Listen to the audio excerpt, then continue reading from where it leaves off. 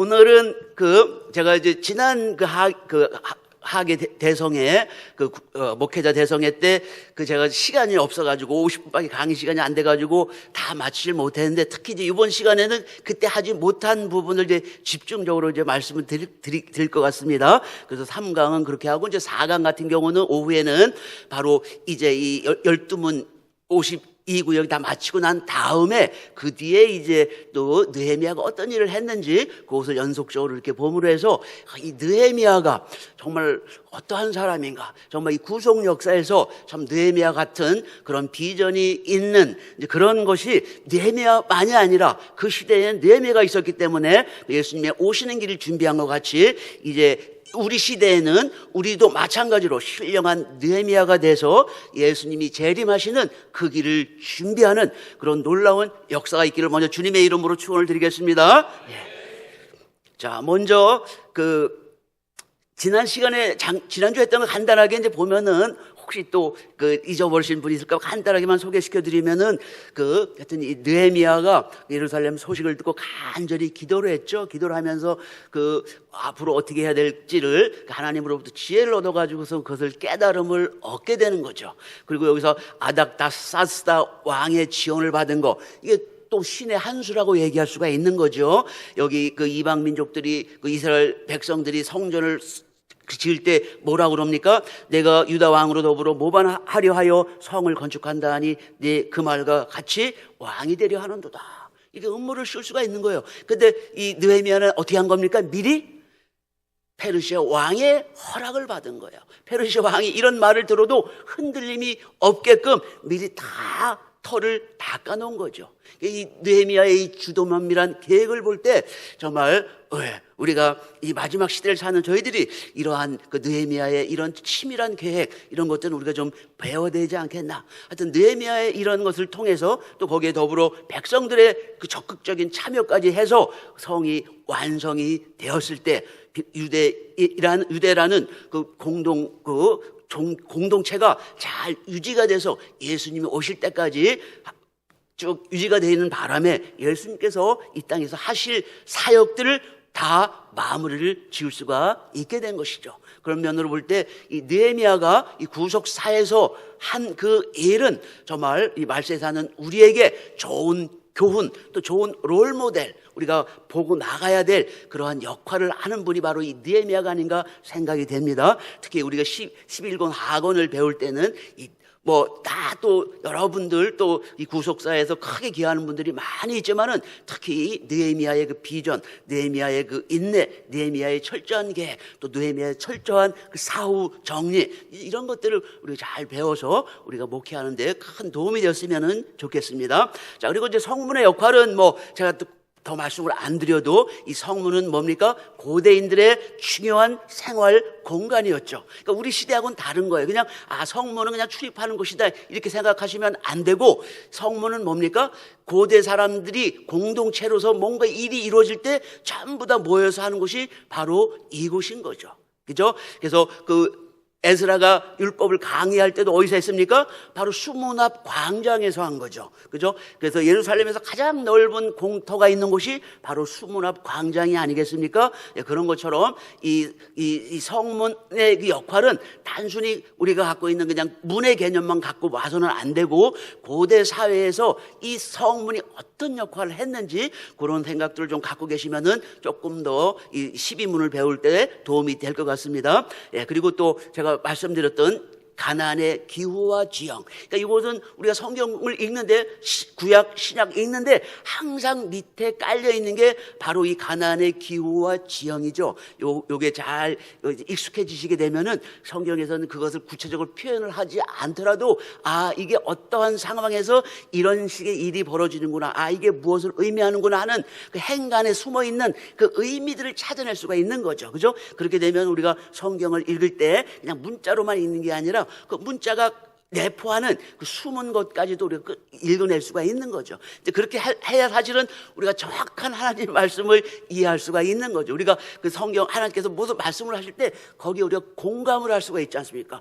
뭐 하나님 말씀이니까 읽기는 읽지만은 내 마음에 와 닿지가 않습니다. 그러면 어떻게 돼요? 그냥 흘러가게 됩니다. 그러나 이제 이런 것들을 이해하게 되면은 왜 하나님께서 이스라엘 백성들에게 이러한 말씀을 하셨는지를 우리가 직접적이진 않지만 간접적으로 공감을 할 수 있는 그런 능력을 키우게 되는 거죠. 그죠? 그래서 이러한 지식들이 비록 단지 12문뿐만이 아니라 성경의 전체를 이해하는데 굉장히 중요한, 아주 필요한 기초적인 지식이라는 것을 여러분 좀 느끼시고 여기에 좀 더 관심을 가지셨으면 좋겠습니다.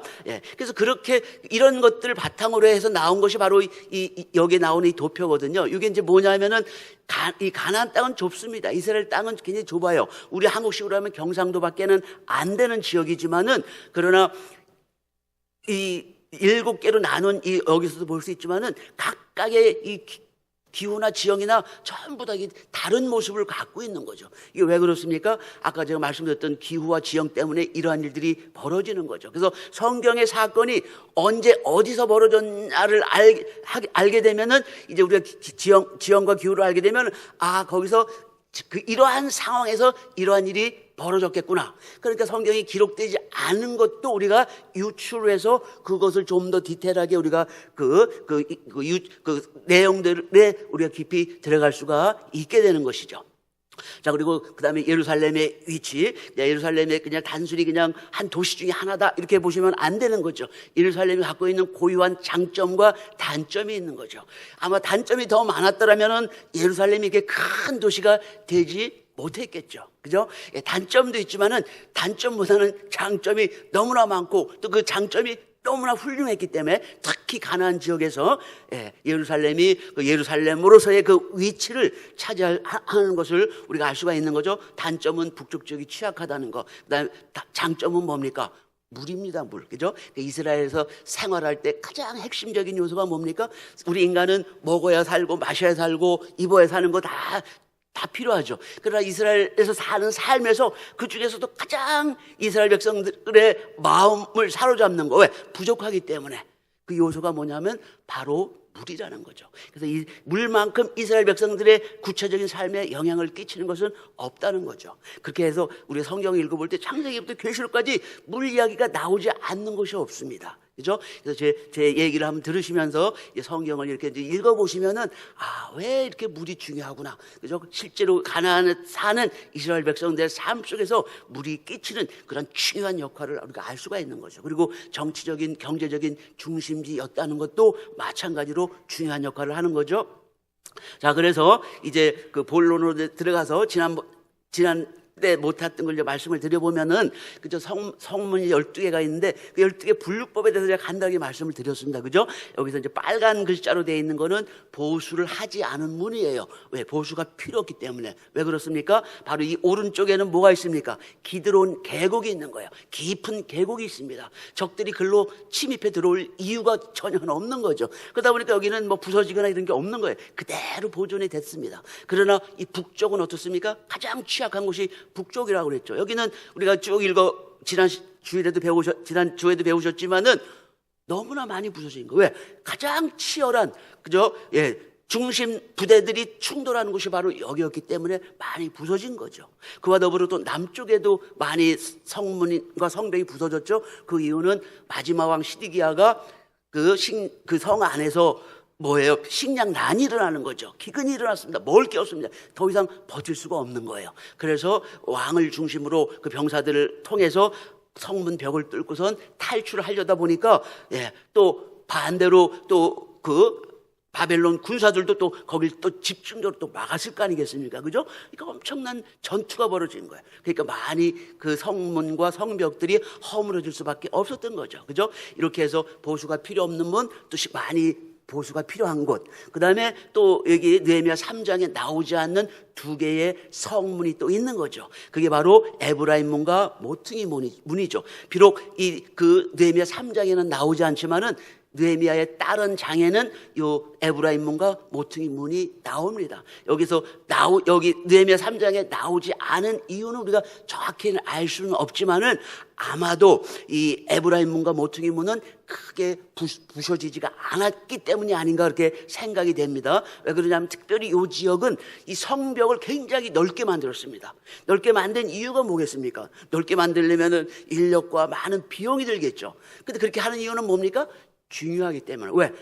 전투가 많이 벌어지는 곳이기 때문에 그렇겠죠. 그죠? 여기 전투가 많이 벌어지고 또 북쪽 지역에서는 뭡니까? 북쪽 지역에는 큰 망대를 2개나 세운 거예요. 그죠? 적의 병력을 막기 위해서. 그죠? 이제 그런 것들이 그냥 세운 게 아니라 바로 그 그런 불리한 지형 속에서 그 성을 지키려다 보니까 그런 것들을 만들게 됐던 것이죠. 그죠? 그래서 그런 환경들을 우리가 이해하게 되면은 이 12문에 대한 이해가 우리가 조금 더 쉽게 또 가까이 자세하게 이해할 수가 있게 되는 거죠. 자, 그래서 이제 오늘은 이제 지난번에 사실은 여주에서 하다가 멈춘 건데 수문부터 시작을 하도록 하겠습니다. 여러분 수문의 위치는 잘 아시겠죠?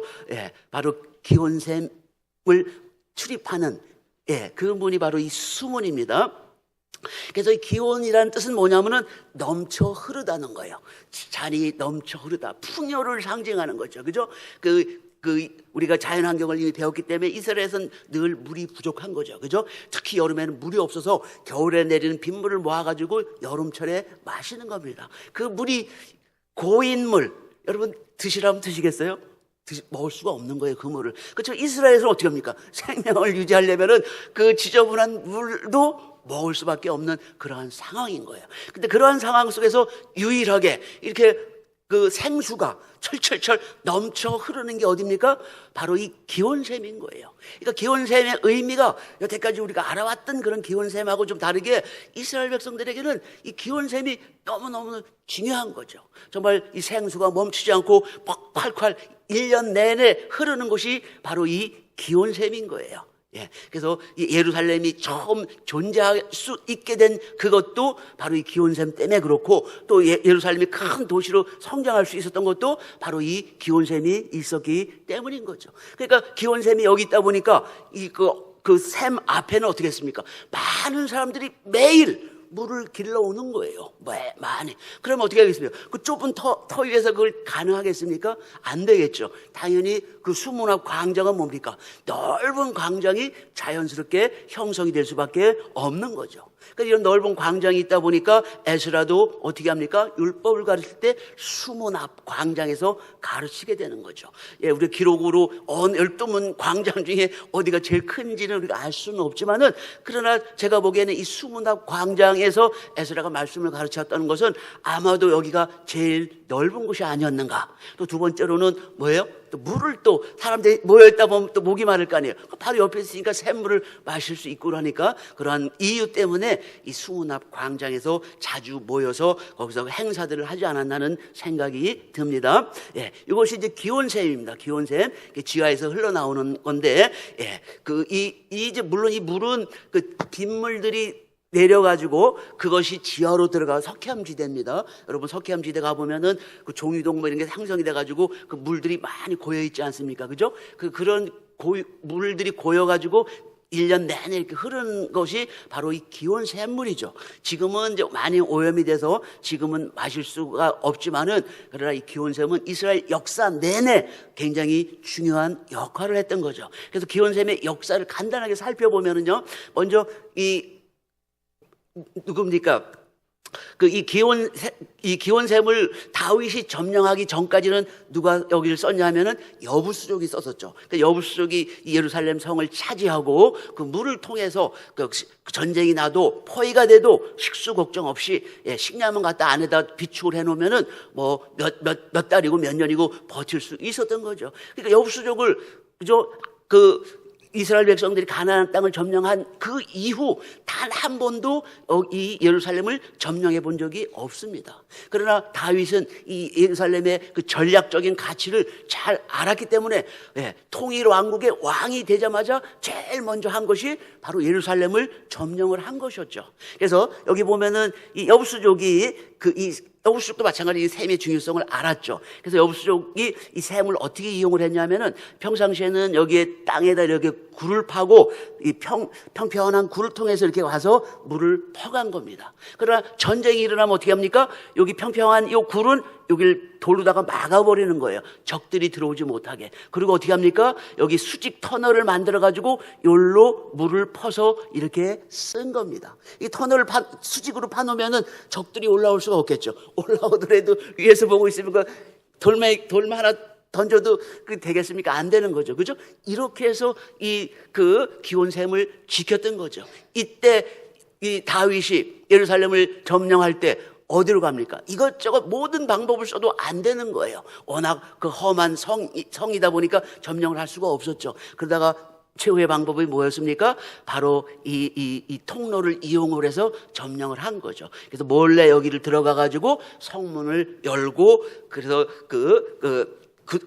유대 군대들이 들어감으로 해서 비로소 이것을 점령을 할 수가 있었던 거죠. 그래서 다윗이 이 기온샘 예루살렘 성을 점령한 다음부터는 물론 물 걱정은 안 했겠죠. 워낙 물이 많이 나오니까. 그렇지만 또 이 물을 이 여부수족들은 그냥 이것을 다 그냥 흘려보냈죠. 쓰지 않는 물들은 다 기드론객으로 흘려보냈지만은, 그러나 다윗 왕은 이 물들을 흘려보내지를 않고 여기에 수로를 파가지고, 여기 가나안 터널이라고 되어 있는데 터널이 아닙니다. 터널은 이게 안으로 이렇게 굴처럼 파고 들어가는 거잖아요. 그게 아니라 여기 가나안 수로입니다. 수로. 성문 밖으로 이렇게 보이게끔 이렇게 파져 있는 거죠. 그러니까 쉽게 하려다 보니까 그럴 수밖에 없었죠. 그래서 이 가나안 그 수로를 통해서 아래쪽에 그 왕의 연못을 파가지고 물을 모아놓고, 그걸 가지고 뭐 하는 겁니까?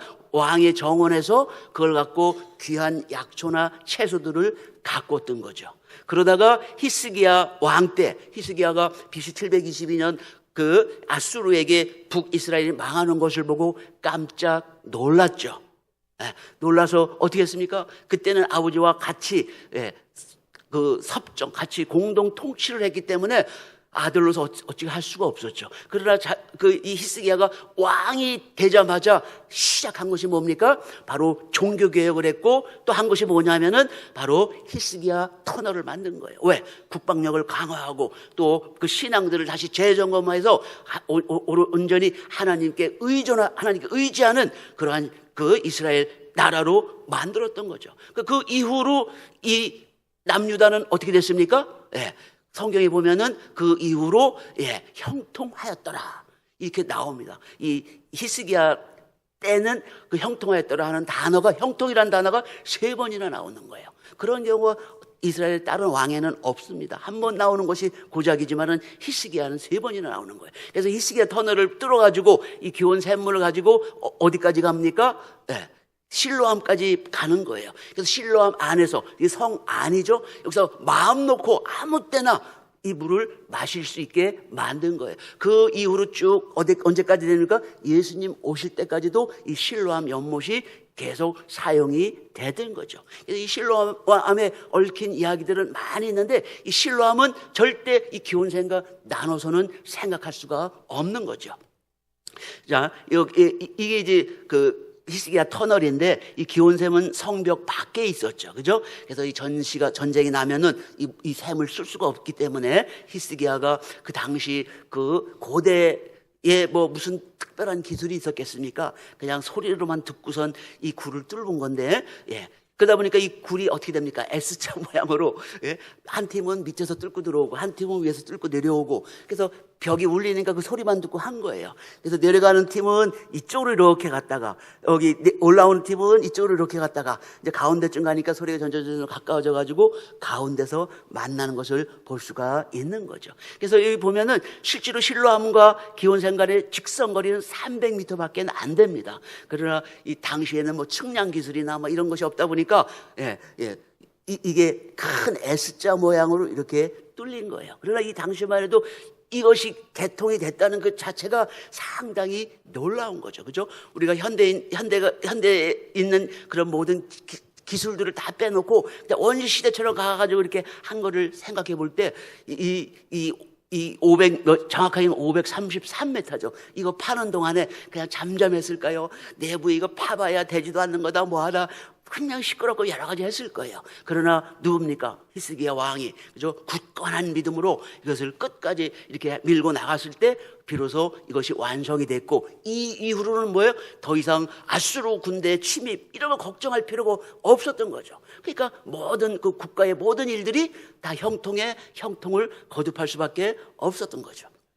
자, 그래서 히스기야 터널의 그 모습을 보면 이렇습니다. 지금 사진만 보면은 굉장히 넓은 것 같죠, 그죠? 그러나 그렇지 않고요. 예, 실제로 가보면은 이렇게 한 사람 정도 간신히 들어갈 정도로 이렇게 돼 있습니다. 깜깜하죠. 저도 한번 가봤는데 정말 그 폐쇄공포증이라나요? 좁은 데 들어가기 두려워하시는 분들은 여기 가는 게 굉장히 겁납니다. 그래서 제가 갈 때도 그때 한 2, 30분 같이 가셨나요?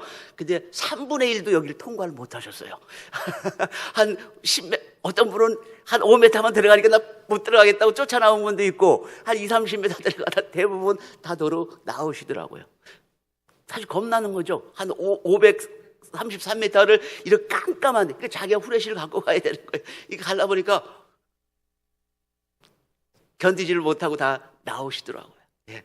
그래서 저는 모처럼 간 거기 때문에, 야, 여기 뭐 들어가서 사고가 났으면 이게 다 폐쇄가 됐겠죠, 그죠? 예, 폐쇄가 안 되고 안전한 곳이니까, 어차피 내 전에도 많은 사람이 간 곳이니까 뭐 무슨 문제가 있겠냐고, 당연히 문제가 없겠죠, 그죠? 예, 그래서 탁 한번 가서 이렇게 보고 오니까, 야, 참 히스기야의 공사가 정말 대역사였구나. 그러므로 해서 남유다가 아수르에 망하지 않고 정말 BC 586년까지 그 국가의 그 수명을 그렇게도 연장할 수 있었지 않았나. 바로 이 히스기야 왕의 큰 업적이다 하는 그런 생각이 들었습니다. 그래서 여기 가면 여기 굴 가운데 보면은 그 기념비를 하나 세워놓은 게 있습니다. 그래서 이게 그 기념비인데, 여기에서 이게 그 만나가지고 아래에서 내려오는 사람, 위에서 내려오는 사람 것이 만나서 뭐 어떻게 몇 년 며칠에 뭐 하고 이런 것들이 여기 기록이 돼 있습니다. 예. 그 다음에 이제 이 기원세배, 잠깐만 이거 이제 사이드로 나가는 건데, 이 종교적인 의미, 이 예루살렘에 끼치는 영향이 너무너무 큰 거죠. 그러다 보니까 이 종교적인 의미도 여기에 들어갈 수밖에 없죠. 그래서 이 솔로몬 왕이 될 때 기름 부음을 받은 장소가 어디입니까? 바로 기온샘 가에서 그것을 받은 거죠. 이 기온샘은 뭐하고 상관이 있습니까? 생수의 근원이신 하나님과 상관이 있는 거죠. 그죠? 예. 이런 큰 샘이 이스라엘에는 없습니다. 그죠? 그러니까 이 생수의 근원이신 하나님이 계신 곳이다 이거예요. 그래서 그 솔로몬 이후로 모든 왕들은 전부 다 어디서 이 기름 부음을 받습니까? 바로 이 기온샘 가에서 기름 부음을 받게 되는 거죠. 그리고 성전에서 그 초막절 절기에 쓰는 물도 바로 이 샘물을 반드시 이용해야 돼요. 왜? 하나님이 함께 하시는 물이에요. 하나님 주시는 생수입니다. 생수. 말 그대로 살아있는 물이에요. 다른 물들은 어떻습니까? 겨울철에 받아가지고 여름철에 쓰는 물이에요. 그 물이 어떻겠습니까? 물 맛이 나겠습니까? 거기에 또 제대로 걸러졌겠습니까? 그러니까 고대 이스라엘 사람들 오래 살 수가 없는 거예요. 그런 물을 먹고서 살다 보니까. 그죠? 그러나 이거는 정말 말 그대로 생수입니다. 생수. 그죠? 그래서 특히 이 초막절, 우리가 이제 다음 우리 구속사 시리즈 12권 하권이 이제 이 절기에 관한 건데, 이 초막절 절기는 여러 가지 의미가 있지만은, 이 초막절 절기는 예수님께서 뭘 말씀하실 때냐 하냐면은 목마른 자들아 다 내게로 오라 하신 말씀을 하실 때가 언제예요? 초막절 절기 예루살렘 올라가셔서 하신 말씀이 바로 여기입니다. 왜 그렇겠습니까? 초막절. 여러분, 초막절이 언제 있습니까? 이것도 이스라엘의 기후와 관련이 있는 거예요. 초막절은 이제 건기가 끝나고 어떻게 됩니까? 우기로 바뀔 때가 되는 거예요. 예. 그러니까 지금 이 초막절 때는 뭐예요? 사람들이 6개월 동안 물도 제대로 마시지도 못하고, 가축도 마찬가지고, 온 세상 전부 다 물이 없어가지고 누렇게 바뀌는 바로 그때입니다. 그때 예수님께서 뭐예요? 목마른 자들아 나에게 오라는 거예요. 그럼 기가 팍 튈 겁니까? 안 튈 겁니까? 다 목마른데. 예수님께서 하시는 말씀들이 그냥 한 게 아니에요. 이런 배경들을 알게 되면은 정말 예수님이 하신 말씀들이 때에 맞는, 장소에 맞는 그런 말씀을 하신 것을 우리가 느낄 수가 있는 거예요. 그래서 이 초막절 때 이렇게 물로 가지고 제사를 하나님께 드리는 이유는 뭡니까? 이 초막절이 끝나면 앞으로 이제 뭘 해야 되는 거예요? 뭐가 와야 되는 겁니까? 비가 와야 되는 거예요. 비가 오는데 무슨 비가 오는 겁니까? 우리 지난주에 배웠습니다. 무슨 비가 와야 농사를 시작하는 겁니까? 이른 비가 와야 농사를 시작하는 거예요. 근데 이른 비는 누가 주십니까? 하나님께서 주시는 거예요. 이게 뭘 하는 겁니까? 이게 물을 드리는 이유가, 원래 제사를 드릴 때 사실 물 드리는 걸로 다른 절기에는 없습니다. 이 초막절에만 드리는 거예요. 일주일 동안 물을 드리는 거예요. 왜? 이렇게 물을 들여서 어떻게 뭘 기원을 하는 거예요? 하나님, 이제 곧 우기가 시작됩니다. 하나님께서 이른 비 늦은 비를 제때에 주셔서 어떻게 하라는 거예요? 이스라엘 백성들이 똥살을 줘야 될 거 아닙니까? 그죠? 그렇게 해서 올해는 풍년이 들 수 있게끔 하나님 축복하여 주십시오. 요 염원이 담긴 것이 바로 요건 거죠. 그때 반드시 뭘 쓰는 거예요? 바로 기온 샘에 물을 써야 된다는 거예요. 왜? 하나님이 함께 하시는 그런 샘이기 때문에. 그죠? 그래서 이런 식으로 이 기온샘을 굉장히 신성시하게 되는 거죠. 그죠? 나중에는 이 실로암 연못에 물이 어떻게 되는 거예요? 각종 질병을 고치는 그러한 물로 생각이 되는 거예요. 그래서 백성들이 병이 걸린 사람들이 거기 와서 기다리고 있는 거죠. 그래서 자기 병들을 고치려고. 예수님도 어떻게 하십니까? 예, 태어날 때부터 장님인 그 사람을 어떻게 하는 거예요? 예, 여기 가서 눈을 씻으라고 이렇게 얘기할 때 그 말대로 그 장님이 와서 눈을 씻어서 어떻게 해요? 눈이 뜬 거죠. 떴을 뿐만 아니라 육체에 눈을 뜨게 했을 뿐만 아니라 또 뭐까지 알아보게 하는 거예요. 예수님께서 내가 바로 그니라 이렇게 말씀하실 때 주여 제가 있나이다 이렇게 얘기하잖아요. 영의 눈까지도 뜨게 해주신 것이 바로 실로암인 거예요. 그래서 이 실로암이라는 의미는 뭐냐면은 보내심을 받았다는 거예요. 원래 의미는 기온샘이, 그 물이 이렇게 보냄을 받아가지고 어떻게 해요? 기온샘으로 왔다는 그게 표면적인 의미인 거예요. 그렇지만 예수님께서는 그 말씀을 어떻게 얘기하시는 거예요? 그걸 영적으로 바꿔서 예수님께서 어떻게 하는 거예요? 우리 아픈 환자들, 그죠? 부족한 우리 인간들을 예수님께서 보내서 영육간의 모든 질병들을 다 어떻게 하시는 거예요? 고쳐주시는 그런 신령한 의미가, 영적인 의미가 바로 여기에 담겨 있는 것이죠. 그래서 이게 기온 샘물이 이렇게 신령한 샘물이 되는 거예요. 그래서 옛날에 중세고 근세고 여기 이제 예루살렘을 방문하지 않습니까? 그럴 때 뭐예요? 필수 코스가 뭡니까? 바로 기온샘에 가서 그 신령한 물 한 잔을 마시는 거. 이게 필수 코스였던 거죠. 그러나 지금은 마실 수가 없어요. 너무 오염이 많이 돼가지고. 네. 물웅덩이의 필요성은 제가 지난 시간에도 좀 말씀을 드렸는데, 그러니까 이 예루살렘 도시가 점점 커지게 되니까 뭐예요? 이 인구가 폭발적으로 늘어나고 또 순례객들이 점점 늘어나는 거예요. 이 물을 다 감당할 수 없어. 이제는 어떻습니까? 이 기온샘만 갖고 안 되는 거예요. 그러니까 어떻게 합니까? 많은 물웅덩이를 준비해 놓는 거예요. 그 중에 하나가 어디입니까? 이 성전인데, 성전엔 물을 많이 쓸 수밖에 없죠. 그죠? 그 재물들을 깨끗이 닦고 내장도 씻어내고 핏물도 씻어내고 하려면은 많은 물이 필요하죠. 여기 보면은 그 미슈나가 여러분 뭔지 아시죠? 미슈나. 그죠? 그 구전율법을 모아놓은 책이 미슈나입니다. AD 200년경에 쭉 전해져 내려오는 그 구전율법들을 성문화 시켜가지고 모아놓은 거죠. 그러니까 유대인들은 이 미슈나를 성경처럼 취급을 합니다. 그래서 이 미슈나에 따르면 뭐라고 돼 있냐면은 성전뜰에만 36개라는 거예요. 상상해 가십니까? 그 예루살렘 저도 거기 올라가 봤지만은 그쪽에 36개. 그러니까 성전 전용으로 쓰는 물웅덩이가 36개가 있다는 거예요. 제가 지난주에 사진으로 보여드렸습니다. 그죠? 물웅덩이도 조그만 물웅덩이라 엄청난 그 물웅덩이들이 총 36개요. 저는 위치 어디 들어가 있는지 모르겠습니다. 그러나 이 미슈나가 거짓말로 이렇게 기록이 되어 있지는 않겠죠. 그죠? 그럴 정도로 있고, 또 이 물웅덩이를 관리하는 일꾼들이 또 있을 정도로, 이렇게 물웅덩이가 당시 보편화되어 있는 거야. 꼭 필요했던 거죠.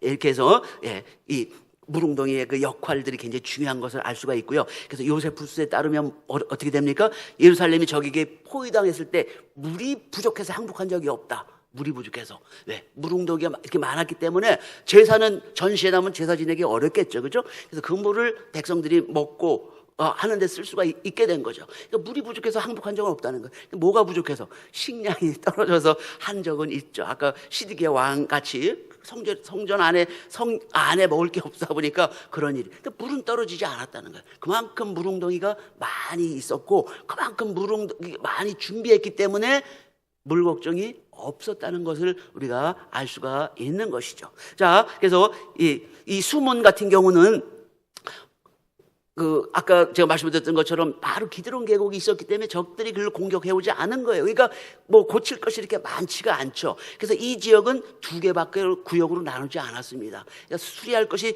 별로 없었다는 얘기가 되겠죠. 근데 대신 네오민 망대와 네오민 큰 망대가 여기에 있었던 거죠. 왜 그렇겠습니까? 그래서 기온샘을 지키려니까 어떻게 되겠어요? 그죠? 전시에도 중요할 수밖에 없지 않습니까? 그러니까 이 망대를 만들 수밖에 없는 거예요. 그래서 이 네오민 망대. 근데 이제 지금 여기 가봐도 옛날에 고고학적인 유물을 통해서 우리가 추측을 해서 대충 어떻게 생겼거니 이렇게 하는데, 근데 가보면은 이게 남아있지가 않습니다. 아마도 히스기야 터널이 생긴 이후로 여기는 거의 폐쇄를 시키고 전부 다 실로암 연못을 주로 썼기 때문에 그 이후로 전부 다 사라진 것 같아요. 그래서 어떤 식으로 되는지는 알 수는 없습니다. 제가 그래서 인터넷을 찾아보니까 그 중에 하나 이제 뭔가 이렇게 상상력을 동원해서 만든 게 이것인데, 뭐 그냥 하여튼 네오민 망대, 또 큰 망대, 그 샘을 지키기 위해서 이렇게 만들었겠구나 하는 것을 우리가 추측만 할 수가 있는 거죠. 그리고 여기 아까 보여드린 이 그림도 보면은 바로 이 망대, 그죠?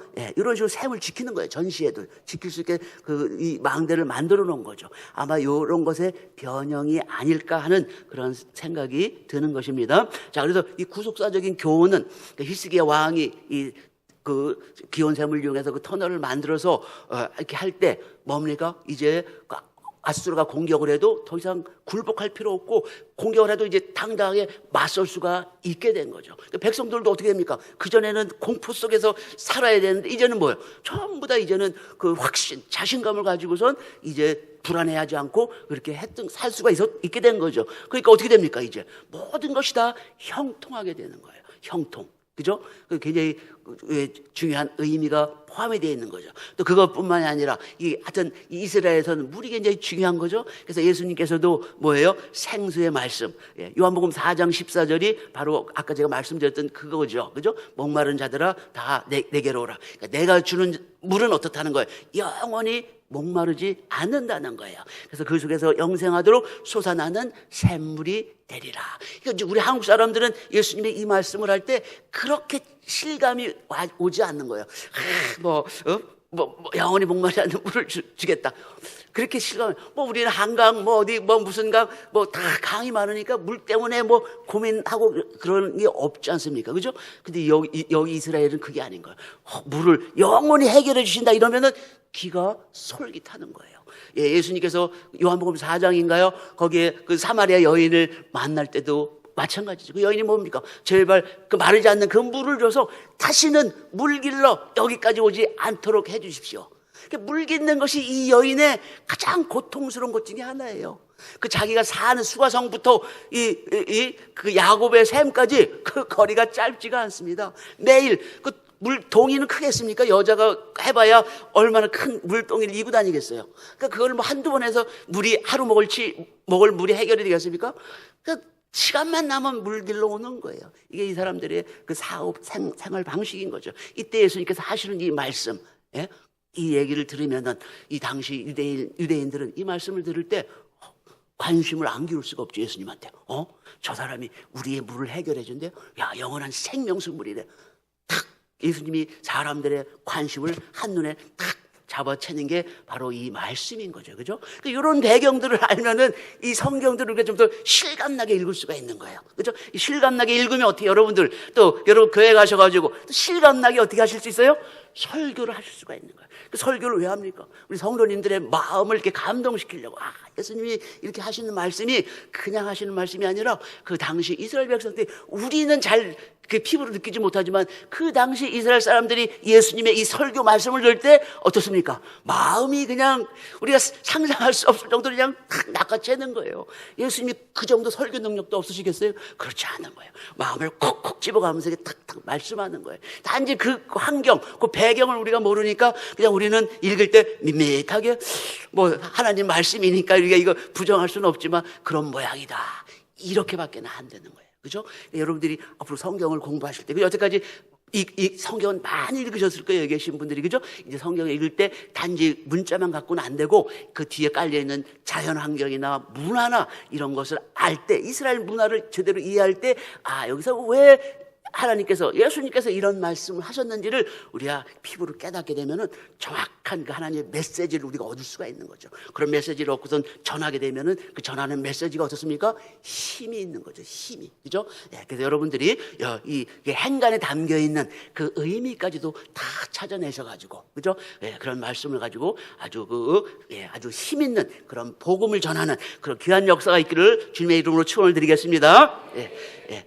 다음은 여기 이제 마문, 그죠? 마문, 말이 다니는 문이다 이거죠. 예, 그래서 이 마문을 보면은 사실 율법에 뭐라고 그랬습니까? 말을 많이 두지 말라고 그랬죠. 그죠? 말을 많이 두면 어떻게 돼요? 이제 국방력이 튼튼해지면 사람이 어떻게 됩니까? 왕이 하나님을 믿는 게 아니라 뭘 믿게 되는 거예요? 그 군마에 의지하게 되는 거예요. 그럼 어떻게 신앙이 멀어지게 되는 거죠. 그죠? 그래서 그 율법에 보면은 이 말을 많이 두지 말라고 그러는 거예요. 이제 솔로몬 때는 어땠습니까? 예, 말을 그 무기토 같은 데서 말을 많이 키워서 그걸로 수출해서 돈도 벌고 하긴 했지만은 또 동시에 뭐도 했습니까? 바로 또 예루살렘 성에 이 기마대까지도 두게 된 거죠. 그래서 그 솔로몬이 참 지혜로운 사람이기는 했지만은, 그러나 그 젊었을 때의 그 지혜가 오래도록 가지 못하고, 나중에는 온갖 우상, 또 하나님이 금한 모든 것들을 이렇게 그 범하는 그러한 것들을 우리가 이제 읽어볼 수가 있는데, 그리고 또 여기서 어떤 일이 또 벌어집니까? 아하방의 딸 아달랴가 이 또 마문에서 죽게 되는 거죠. 그래서 이제 그 북이스라엘로 도망가려고, 말 갖고 도망가려고 오다가 여기서 이제 살해당하는 일이 여기서 벌어지기도 하는 것이죠. 그다음 이 구속사적인 교훈을 보면 이 말은 뭘 상징합니까? 전쟁을 상징하는 거죠. 전쟁, 그죠? 뭐 우리가 계시록 읽어보면은 뭐 여러 가지 색깔을 가진 그런 말들이 나오지 않습니까? 바로 전쟁을 상징하는 게 이게 말이고, 그 우리 성도도 우리가 지금 말 타고 전쟁을 하지는 않지만 우리가 지금 영적인 전쟁을 하는 거 아니겠습니까? 그죠? 그러니까 우리가 영적인 말을 타야 되는 거죠. 그 영적인 말이 곧 뭐냐?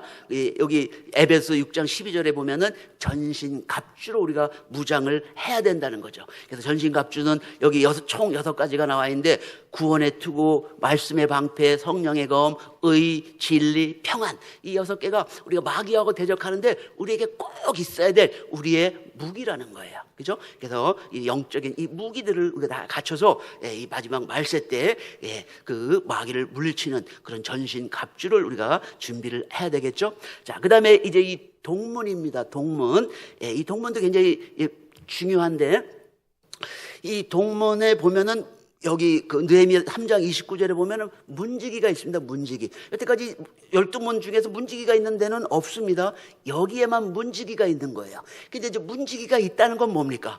그죠? 그 건물도 별로 중요하지 않은 건물에 문지기가 없어요. 그죠? 마음대로 왔다 갔다. 그러나 뭐 중요한 건물일수록, 뭐 청와대니 뭐 무슨 그 공공기관 이럴 때는 뭐 전부 다 어떤 데는 뭐 군인이 경비도 쓰고 뭐 총 갖고 쓰고 뭐 이렇게 하지 않습니까? 그죠? 그러니까 문지기가 있다는 건 뭐예요? 굉장히 중요한 문이라는 거죠. 그래서 어떤 식으로 중요하냐? 바로 성전과 다이렉트로 연결되는, 바로 문만 통과하면 성전으로 들어가는 그러한 거라는 거죠. 그러다 보니까 문지기를 둬서 통제를 할 수밖에 없는 거죠. 그래서 이 동문 같은 경우는 골든 게이트, 금문, 뭐 이렇게 또 불리는데, 이 금자가 들어가는 건 뭡니까?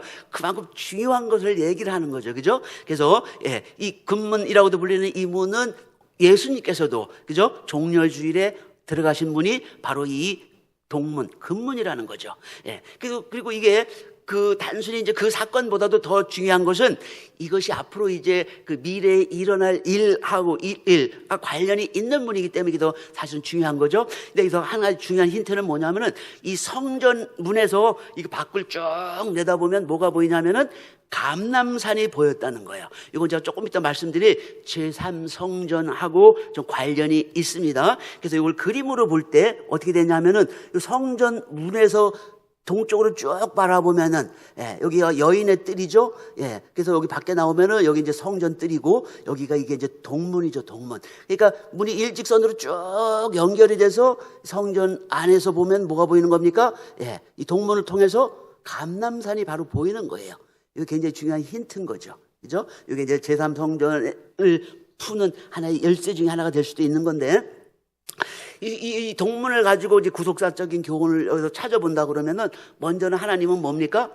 태양으로 많이 비유가 되죠. 태양, 그죠? 예, 태양인데 어떤 태양이냐? 치료하는 광선을 비추는 태양이라는 거예요. 근데 이 치료하는 것은 우리 육신만을 치료하는 게 아니라 우리 영육간에 우리 모든 인간, 예, 아담 타락 이후, 그죠? 다시 예수님 재림하실 때까지 우리가 갖는 모든 영육간의 질병을 치유해 주시는 그러한 아주 그 광선이죠, 광선. 그죠? 그게 바로 이 동문, 동쪽에서 해가 뜨는 거니까, 제가 지난번에 그 동쪽 동서남북이 갖는 의미를 제가 간단하게 설명을 드렸습니다. 그죠? 그래서 역사는 동쪽에서 시작을 하는 거죠. 그래서 하나님께서 이 빛을 전 세계에, 물론 물질적, 이 공간적으로도 비쳤지만은 또 뭐예요? 시간적으로 역사의 시작이, 그죠? 창세, 세상을 만드는 그때부터 이미 빛이 쫙 퍼져 나가는 그런 것을 우리가 이제 읽을 수 있고요. 또 이제 그 선지서와 관련돼서 중요한 부분은 바로 이런 거예요. 스가랴서 14장 4절 말씀을 보면 뭐라고 말씀하고 있냐면은, 끝날에 하나님이 성전 동편 감람산에 서실 것이다. 아직 서시지 않았습니다. 그죠? 예, 그 쉽게 얘기하면 재림 때 예수님이 어디에 서신다는 거예요.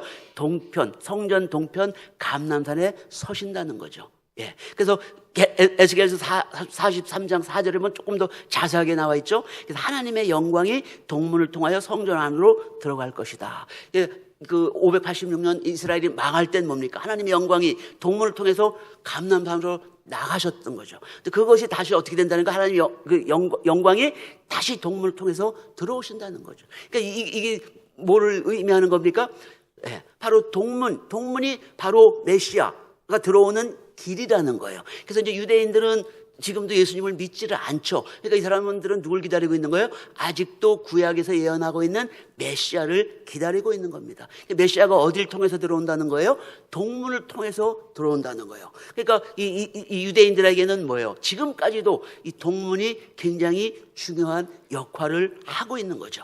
그러다 보니까 이 동문을 중요시 하다 보니까 이제 유대인들이 이제 지금 무슨 운동을 벌이고 있냐면은 제3성전을 건축하자는 운동을 벌이고 있는 거예요. 아마 여러분 중에 들어보신 분도 좀 있을 겁니다. 그래서 이 제3성전을 건축을 하는데, 지금 사실은 예루살렘에 가보면은 그 이슬람 교도와 그 유대 교도들이 항상 충돌을 하지 않습니까?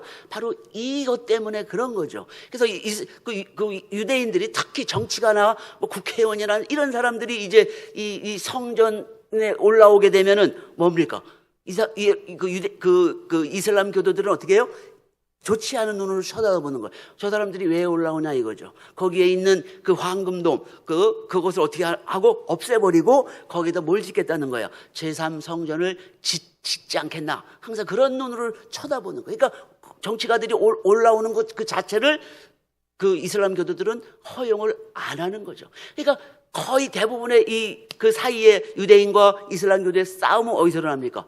예루살렘 성전 터 위에서 늘 일어나는 거죠. 예. 근데 이제 우리가 한 가지 조금 이제 아셔야 될 건 뭐냐면은 그 제1성전, 제2성전 시대, 이 구분을 좀 하셔야 되는데, 요거는 여기 제가 샘플 나온 것을 잘못된 걸 보여드리는 거예요. 그래서 제1성전은 솔로몬 성전이다. 제2성전은 수르바벨 성전이다. 제3성전은 헤롯 성전이다. 이렇게 이해하는 분들이 있는데, 이거는 잘못된 개념인 거예요. 그 시대를 어떻게 나누냐면은 제1성전 시대, 제2성전 시대, 둘로만 나눕니다. 세 개로 나누지 않는 거예요. 그 이유는 뭐냐면은 제2성전과 제3성전이 바뀔 때, 수르바벨 성전에서 헤롯 성전으로 바뀔 때 무슨 일이 벌어집니까? 보통 솔로몬 성전이 허물어질 때는 어떻게 됩니까? BC 586년 바벨론에 의해서 성이 처참하게 무너지는 거예요. 성전도 불탔습니다. 그죠? 그러니까 어떻게 되는 거예요? 시대가 완전히 바뀌어버리는 거죠. 재난이 일어난 거죠. 그죠? 그렇게 해서 이 제1성전, 솔로몬 성전 시대는 BC 586년으로 마무리가 지어지는 거예요. 근데 수르바벨 성전은 어떻습니까? 포로로 돌아와서 수르바벨 성전을 지었죠. 그래서 그 수르바벨 성전이 언제까지? BC 20년 또는 어떤 사람은 BC 19년이라고 그러는데, 그때까지 그 솔로몬 성전이 쭉 유지가 되는 거예요. 근데 이때 누가 나타납니까? 헤롯 대왕이라는 사람이 나타나가지고 그 유대인들의 마음을 사기 위해서 어떻게 합니까? 헤롯 성전을 지어주는 거예요. 지어줄 때 수르바벨 시대가 바뀌는 게 아니죠. 그죠? 기존의 성전이 너무 초라하고 볼품이 없으니까 이스라엘 백성들이 좋아할 정도로 그것을 완전히 새로운 성전으로 새롭게 만들어주는 거예요. 그러니까 무슨 변고가 나가지고 수르바벨 성전이 허물어지고 또 새롭게 헤롯 성전이 세워진 게 아니에요. 그러니까 연속 선상에 있는 거죠. 그죠? 그러니까 수르바벨 성전과 헤롯 성전은 같은 연장선상에서 보는 겁니다. 그래서 제2성전 시대는 수르바벨 성전부터 헤롯 성전 때까지를 보는 거죠. 그리고 헤롯 성전은 언제 무너집니까? AD 70년 제1차 유대 로마 전쟁 때 완전히 허물어져서 언제까지? 지금까지도 거기에 아무것도 없고 그 이슬람의 그 황금돔, 바이돔이라고도 부르는데 그것만 달랑 남아 있는 거죠. 그래서 유대인들, 특히 아주 극우적인 생각을 갖고 있는 유대인들의 꿈은 뭡니까? 그 돔을 없애버리고 거기에 제3성전을 건축을 하는 거예요. 그 운동이 제법 많이 지금 활성화가 돼 있습니다. 그것이 이제 여러 가지와 관련이 돼 있어요. 뭐 WEA라고 여러분들 들어보셨을 겁니다. 예, 그래서 곧 10월 달인가요? 11월 달인가 그 뭐 행사도 하게 되는데 사실 그거는 사실은 그렇게 신학적으로 볼 때 맞는 게 아니죠. 어떻게 일종의 종교 통합 운동입니다. 그것은. 그래서 1935년, 1935년인가요? 1933년까지 1933년이 뭐냐면은 그 예수님께서 부활하시고 하시고 나서 딱 1000년이 지나는 그 시간을 얘기하는 거예요. 그래서 1000년을 그 기점으로 해가지고 그때까지 지금 교회의 50% 이상을 어떻게 하겠다는 거예요. 그 종교 통합 운동에 가입을 시키겠다는 그런 것이 WA 그런 운동 아니겠습니까? 그게 말이 안 되는 거죠. 그죠? 구원이 어디서 납니까? 예수님의 말씀에서 구원이 나는 거죠. 예수님의 십자가 피에서 구원이 나는 거지 부처의 그 말씀에서 뭐 다른 여기 말씀에서 구원이 나는 게 아니지 않습니까? 그러니까 이게 완전히 신학적으로 뿌리가 없는 정말 정치적인 것을 추구하는 몇몇 그 목사들이 그런 일을 벌이고 있다는 것을 우리가 이제 아셔야 되는데 하여튼 예, 지금 상황들은 그렇습니다. 그 이후로 지금까지 이렇게 하는 거예요. 그래서 유대인들은 그 터 위에 이제 그 제3성전을 짓기를 원하는 거죠. 그래서 지금 여기 보면은 여러분 그 예루살렘 그 서벽 쪽에 통곡의 벽 있지 않습니까? 그 서벽에 가셔서 거기서 뒤를 딱 돌아보시면은 돌아서 조금만 올라오시면은 요거를 볼 수가 있어요. 이건 뭡니까? 이게 순금 등대인 거예요. 정말 순금으로 만든 거예요. 근데 야외에 이게 돼 있습니다. 야외에. 근데 이제 그냥 돼 있지는 않겠죠. 당연히 누가 훔쳐가지 못하게끔 이 방탄 유리로 다 돼 있고 또 무슨 경비 알람 시스템 딱 해가지고 예, 손 못 대게 이렇게 다 해놨겠죠. 근데 이걸 만들어 놓은 이유가 뭡니까? 장식용으로 만들어 놓은 것이 아니라 바로 제3성전이 설립이 되면은 어떻게 하려고요? 이 등대를 성전 안에 설치를 하기 위해서 이게 전부 다 만들어 놓은 겁니다. 그래서 혹시 여러분들이 이제 예루살렘 가시게 되면은 이런 곳에도 좀 관심을 가져보시는 게 좋겠죠. 그죠? 아, 우리 예루살렘에 어디 왔어? 셀카, 뭐 사진이나 찍고 뭐 이런 거보다도 거기 가셔가지고 예루살렘의 그 역사를 한번 알고, 그죠? 아, 물론 예수님께서 이 제3성전이 완성돼서 제3성전으로 이렇게 오시는 건 아니죠. 그죠? 우리 성경에 보면 어떻습니까? 예수님께서 번개처럼, 동에서 번쩍하는 그 번개처럼 뭐 전 지구상의 모든 사람이 동시에 안다는 거예요. 그러니까 여기 가지 않아도, 그죠? 우리 믿는 분들에게는 예수님이 찾아오시는 거예요. 우리 구원을 위해서, 그죠? 그러니까 만약에 여기 가야 된다면 우리 여기 있을 필요가 없죠. 전부 보따리 싸가지고 전부 이스라엘로 이민 가서 거기 가서 살아야 되는 거예요. 그런다면 그럴 필요는 없는 거예요. 근데 이제 일부 유대인들, 이 사람들은 자기네들 그 구약의 언약에 따라서 이제 거기가 이제 축복의 땅, 약속의 땅이기 때문에 예수님께서 거기에 와서 이제 뭐 한다. 그래서 이제 제3성전을 건축하는 게 이제 이 사람들의 사명인데 어떻든지 간에 이제 지금 이 등대가 있는데 이 등대를 지금 남아있는 등대가 없습니다. 없는데 이 등대를 어떻게 따냐 하면은 여기 보면 티토 장군 개선문이 있지 않습니까? 그래서 AD 70년 유대 로마 전쟁 때 이 티토 장군이 이제 이기고 로마로 개선을 합니다. 그래서 개선문을 만들었는데 이 문 여기 안에 여기 부족 그 대리석을 깎아가지고 그 기념 한 그 내용들을 하는데 여기 보면은 이게 뭐가 보입니까? 여기 이 등대가 보이죠, 그죠? 그래서 이 등대를 가지고 이게 역사적으로 남아 있는 이게 AD 70년 때에 만든 거니까. 뭐 실물하고 거의 똑같지 않겠습니까? 그죠? 이게 유일한 그 등대의 모습인 거예요. 그래서 요 모습을 가지고 만든 것이 아까 그 등대, 설치되어 있는 그 등대의 그 모습인 거죠. 또 이제 그것뿐만이 아니고, 예, 여기 이제 보면은 이게 이제 이 동문인데, 지금 예루살렘에 가면 여러분 보실 수 있는 동문이 바로 이겁니다. 근데 여기 동문에 이제 가보면은 좀 이상하죠, 그죠?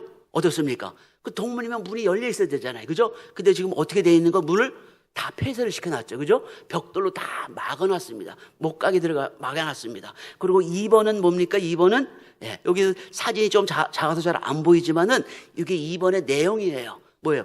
비석들. 다시 얘기하면 무덤들이 여기 있습니다. 이게 유대인들의 무덤일까요? 유대인들의 무덤은 여기 있지 않습니다. 여기는 성산이에요. 하나님의 산인 거죠.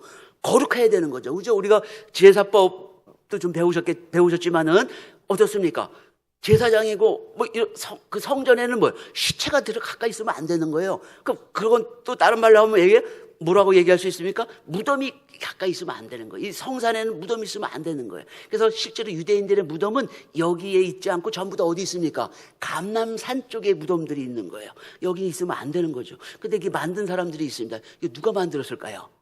바로 이슬람 교도들이 만든 거예요. 그래서 그 성벽문도 막고 또 앞에 무덤들 쫙 해놓고 이렇게 해놓은 거예요. 왜 이렇게 해놨을까요? 아까 우리가 봤던 선지 예언이 이루어지지 않게끔 그걸 막기 위해서 그렇게 하는 거예요. 그래서 그 메시아가 어디로 들어옵니까? 동문으로 들어오는 거예요. 그러니까 동문으로 들어오지 못하게끔 거기 벽돌로 다 막아놓고 또 그것뿐만 아니라 이게 또 무덤을 갖다 놓은 이유는 뭐예요? 무덤을 갖다 놓은 메시아는 어떻습니까? 거룩한 사람이에요. 그죠? 왕이자 대제사장인 메시아인 거예요. 근데 왕이자 대제사장인 메시아가 이 무덤을 밟으면 되겠습니까? 밟는 순간 어떻게 되는 거예요? 부정하게 되는 거예요. 그 부정한 사람이 성전에 들어가면 되겠습니까? 안 되죠. 하나님의 거룩을 더럽히는 거예요. 안 되는 겁니다. 그래서 메시아가 들어오지 못하게끔 이렇게 막아놓은 것이 바로 이 모습인 거예요. 이런 식으로 역사적으로 보면 이슬람교와 유대교 사이에 엄청난 육체적인 싸움도 했지만은 또 뭐예요? 신앙적인, 종교적인 싸움도 실제로 많이 벌어진 거예요. 그러니까 저는 이게 간단한 말씀만 드리는 거지만은 죽고 죽이는 그런 전투들도 많이 있었던 거죠. 예. 그래서 지금 이제 유대인들이 이 제3성전을 세우는 것을 이제 목표로 하고 있는데, 근데 이제 보통 어떻게 지금 우리들이 알고 있냐면은 여기 보이는 이 황금돔, 이 바위돔이 바로 솔로몬 성전 터다 이렇게 생각을 하고 있는 거죠. 대부분 사람들이 생각을 하고 있는 거예요. 그 위에 황금돔을 세웠다고 보는 거죠. 근데 이제 아까 제가 말씀드렸던 것처럼 여기가 만약에 솔로몬 성전 터라면은 이 황금돔 문 앞에서 이렇게 동쪽을 쭉 바라볼 때 뭐가 보여야 됩니까? 동문이 보여야 되는 거. 그죠? 동문을 통해서 감람산이 보여야 되는 거예요. 그죠? 근데 실제로 이 사진을 보면은 여기서 보면 이 동문이 어디 있습니까? 여기에 있잖아요. 여기에. 그죠? 여기서 동쪽으로 쭉 보면 여기 벽밖에 없습니다. 동문은 여기에 있는 거예요. 그죠? 이제 이게 이제 새로운 힌트. 요즘은 이제 이렇게 또 그 연구하는 학자들이 좀 제법 있습니다. 이렇게 해서 그러면 이 동문이 이렇게 되면은 성전 통해서 이 동문을 통해서 감람산이 보여야 되는데 지금 이 상태로는 보이지가 않는 거예요. 그죠? 그래서 어떤 식으로 이제 생각을 하냐 하면은 이게 아까 제가 말씀드린 거예요. 예. 그 동문 쪽을 또 이렇게 서쪽으로 쭉 보면 여기 A 지점이 있습니다. A 지점. 여기가 바로 그 솔로몬 성전 터일 가능성이 있는 거예요. 근데 요 A 지점에 보면은 A 지점에 뭐가 있냐면은 요게 있습니다. 요게. 그러니까 별것도 아니 작은 그냥 뭐 용도를 알 수 없는 역사의 기록에도 나와 있지 않은 이런 뭐 작은 건축물이 하나 담겨 있는 거죠. 여기 수수께끼로 왜 이게 있는가 하는 거죠. 예. 그래서 이것이 왜 세워놨는가 궁금한 거죠. 그죠? 그래서 어떤 식으로 설명하냐면은 이 황금돔 여기는 사실은 실제적으로 솔로몬 성전터가 아니고 이 당시에 이슬람 왕국의 왕 살라딘인가 아마 그런 거죠. 이름을 정확히 기억 못 하겠는데 그 사람이 굉장히 지혜로웠다는 거예요. 그 사람이 뭐 지혜가 보통 사람 정도가 아니라 정말 아주 대단히 뛰어난 사람이었던 모양입니다. 아마도 그 사람이 만약에 솔로몬 성전터에 이런 걸 세웠다가는 앞으로 후대에 뭐 눈에 보듯 뻔한 거 아닙니까? 그죠? 이슬람과 유대교 사이에 엄청난 분쟁이 있을 가능성이 있다. 그렇게 해서 이것이 성전터인 양 이렇게 해서 지었고, 실질적으로 성전터는 여기가 아닌가. 그래서 그 표시를 하기 위해서 만들어 놓은 것이 아닌가, 이렇게 이제 해석을 하는 겁니다. 그래서 이 거기에 맞춰서 성전을 짓게 되면 이제 이렇게 되는 거죠. 여기 이제 성전터가 이렇게 성전을 형성이 되고, 이 동문이 바로 여기 있고, 그래서 성전 문 앞에서 보면은 감람산이 보이는 거죠. 대신 현재의 그 바위돔, 그 황금돔은 어떻습니까? 부수거나 이렇게 손댈 필요가 없는 거죠. 그죠? 그러니까 이런 상태로 이렇게 하면은 이슬람과 유대교가 어떻게 돼요? 서로 공존할 수가 있다는 거죠. 그래서 이것이 이제 하나의 작은 대안으로 제시가 되는데, 이것은 뭐 우리가 정확히 알 수는 없는 거죠. 근데 이제 그만큼 이 동문은 뭐예요? 이 신앙적으로 볼 때, 그 유대교와 이슬람교 사이에 아주 이 종교 전쟁이 일어나는, 그러니까 촉발시키는 그런 아주 첨예한 곳이 바로 이 동문이라는 것을 우리가 알 수가 있는 것이죠. 자, 그리고 이제 뭡니까? 함입 관문, 발음하기도 굉장히 어려운데, 함입 관문 같은 경우는 이제 보면은 보통 감옥문이라고 그럽니다. 감옥문. 그래서 이제 사내들인에서 어떻게 하냐면은 거기서 사내들인이 우리식으로 얘기하면은 사실 삼권을 다 갖고 있는 데가 바로 사내들인이죠. 거기서 법도 만들고 또 거기서 처벌도 하고 또 실제로 집행도 하는 그런 기관인데, 그렇게 하다 보니까 그 죄인들을 가두고 거기서 또 재판도 하고 하는 그런 역할을 하는데, 바로 그것이 있던 장소다, 보통 이제 이렇게 얘기를 합니다. 근데 이제 여기도 함입관문은 동쪽이죠. 맨 끝에 있잖아요. 뭐하고 붙어 있습니까? 바로 양해문 모서리하고 딱 붙어 있는 거예요. 그러니까 그 모서리 부분도 어떻게 돼 있습니까? 상당히 많이 파손이 돼 있는 거죠. 뭐 그럴 수밖에 없는 거죠. 그죠? 그 위치로 볼 때 비록 동쪽에 위치하긴 있지만은 북쪽 문하고 너무너무 가까이 있다 보니까 같이 많이 부서져 있는 곳이라는 것을 우리가 이제 알 수가 있는 거고요. 이제 구속사적인 교훈으로 볼 때는 이제 죄인을 심판하는 거죠. 예수님께서 재림하실 때는 뭡니까? 심판하러 오시는 거죠. 초림 때는 뭡니까? 복음을 전하러 오신 거죠. 그래서 예수님은 죄인이고 이인이고 가리지 않고 모든 원하는 사람들에게는 복음을 다 나눠주신 것이죠. 그러나 이제 재림하실 때는 뭐예요? 이제 그 복음을 받아들였냐 안 받아들였냐, 복음대로 살았느냐 안 살았느냐, 그 결과에 따라서 예수님께서 이제 심판을 하시는 거죠. 그래서 양과 염소를 나눠서 또 그 결과에 따라서 영생과 영벌로 나누는 그러한 역사가 있는 거죠. 그래서 영생을 받는 분들은 어떻게 하는 겁니까? 창세로부터 너희를 위하여 예비된 나라.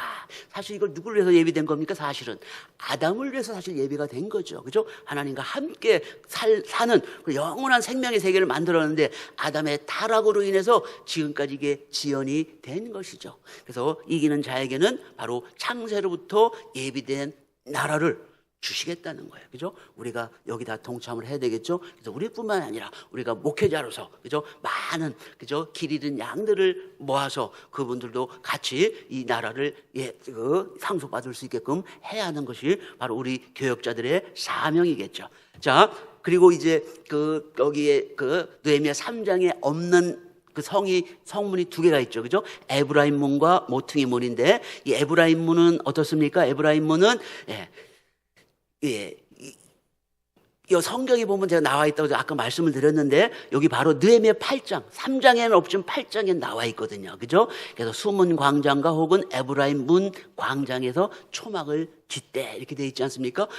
이게 에브라임 문이 없으면 이게 쓸 수가 없는 거예요. 그리고 이게 뭐 느헤미야가 아니라 다른 데라고 그러면은 또 그렇게 했지만은 바로 느헤미야예요. 3장은 아니지만 8장에는 이것이 나와 있는 거죠. 놓고 볼 때 느헤미야가 여러 사람이 뭘 쓴 게 아니지 않습니까? 그죠? 한 사람이 썼을 텐데, 분명히 이 저자는 이 에브라임 문도 존재한 것을 알았다는 것을 우리가 확신을 가질 수가 있는 거죠. 그 다음에 또 느헤미야 12장 39절에 보면은 그 에브라임 문의 위치가 나오는 거죠. 어디에 있습니까? 바로 옛문과 어문과 망대를 통해서 양문에 이르기까지. 그러니까 그 옛문 바로 직전에 있는 곳이 바로 에브라임 문이라는 것을 우리가 알 수가 있는 거죠. 그래서 에브라임, 여러분 잘 아시는 것처럼 그 요셉의 둘째 아들이죠. 므낫세보다는 그죠? 그 축복을 더 많이 받은 게 바로 에브라임이고, 실제로 북이스라엘을 대표하는 지파가 바로 이 에브라임 지파죠. 그래서 그 의미가 볼 때 번성하다, 번창하다 하는 그런 뜻을 갖고 있는 것이죠. 그죠? 그래서 물질적인 번창도 그렇지만은 진정한 의미의 참된 번창, 복은 누가 주시는 겁니까? 바로 예수 그리스도께서 주시는 거죠. 그래서 빌립보서 4장 19절에 보면 뭐라고 말씀하고 있습니까? 예. 그래서 예수 안에서 그 풍성한 대로 너희 모든 쓸 것을 채우시리라. 우리 일용할 양식 모든 것들을 예수님께서 적절하게 다 분배를 하신다는 거예요. 근데 이제 우리는 뭘 원합니까? 많이 받기를 원하죠. 그죠? 근데 많이 받는 게 꼭 좋은 것만은 아닙니다. 예. 내가 감당할 수 있을 만큼 받아야지, 감당하지 못할 만큼 받으면 어떻게 돼요? 그거에 눌리는 거예요. 제가 사진 한 장 찍어온 게 있는데, 거기 보면은 뭐라 해야 되냐면은 아들을 고발합니다 이렇게 나와 있어요. 근데 아들을 갑자기 왜 고발하냐? 그 전까지는 이 아들과 또 그 형제들하고 부모님하고 사이가 굉장히 좋았어. 효자라고 막 할 정도로. 근데 40억짜리 복권에 당첨이 됐던 거예요.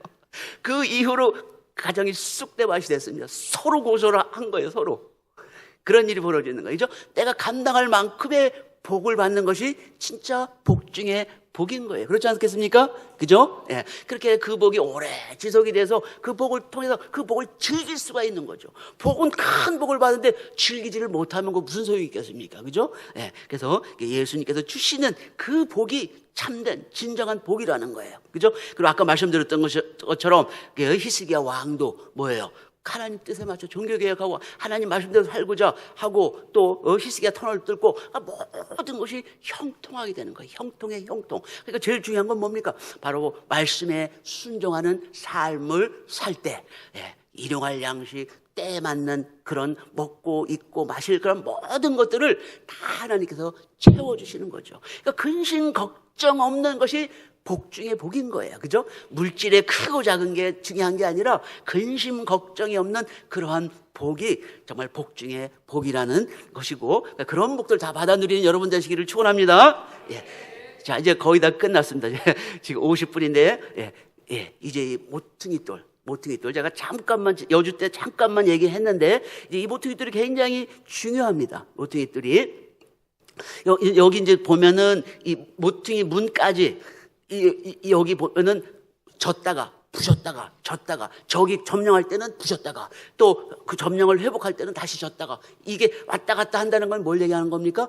그만큼 여기가 중요하다는 거죠. 그죠? 이 모퉁이 문까지는 뭡니까? 넓은 성벽이 있는 거예요. 넓은 성벽. 그게 뭘 얘기합니까? 그만큼 이 지역이 중요하다는 거죠. 그죠? 그래서 북쪽과 이쪽으로, 그러니까 기역자, 니은자, 요 부분이 굉장히 중요한 이 예루살렘을 지키는데 공방의 핵심이 되는데 바로 그것이 바로 여기라는 거예요. 그죠? 그래서 이 모퉁이 돌도 굉장히 중요한데, 이 모퉁이 돌, 근데 이제 우리가 한 가지, 이게 또 문화의 중요성이 또 여기에 있습니다. 우리가 문화를 이해하는 중요성이, 우리는 한국은 모퉁이 하면 어떻습니까? 모퉁이.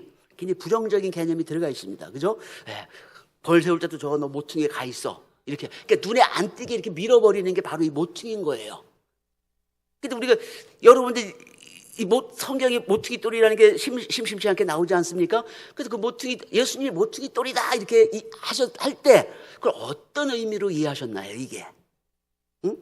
예수님이 하나님 전에 모퉁이 돌이라는데, 그럼 예수님께서 다른 사람들 다 높이고, 예수님이 워낙 겸손하셔가지고, 나는 이 건물에 아주 먼지에 불과한 거야, 이런 식으로 말씀을 하신 건가요, 이게? 그렇게 이해하면 좀 안 되겠죠, 그죠? 예.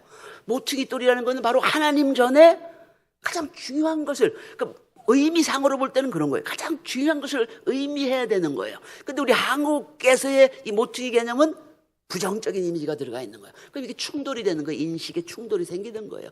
여러분, 성경 읽다 보면 그런 것들이 작지 않게 나타납니다. 그게 뭘 얘기하냐면은 바로 한국 문화와 이스라엘 문화의 차이점을 얘기하는 거예요. 그래서 이 모퉁이 돌이라는 것은 예수님이 굉장히 자주 비유되는 거예요. 뭐라고 나옵니까?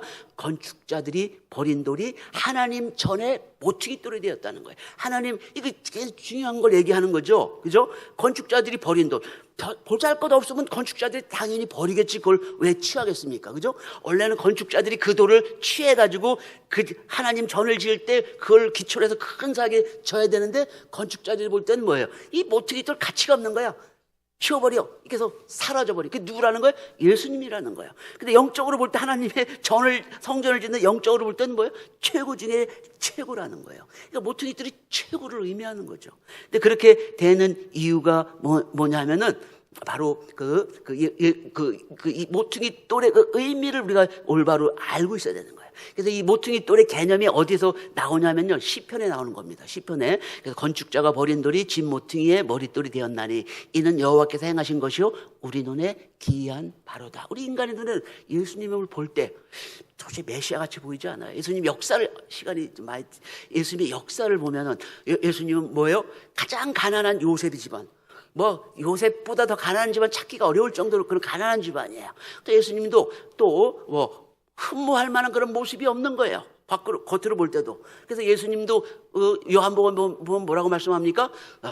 외모로 보고선 평가하지 말라는 거예요. 내가 설교를 할 때 그걸 듣고 외모로 보고 아이고 이렇게 하지 말고 뭐라는 거예요?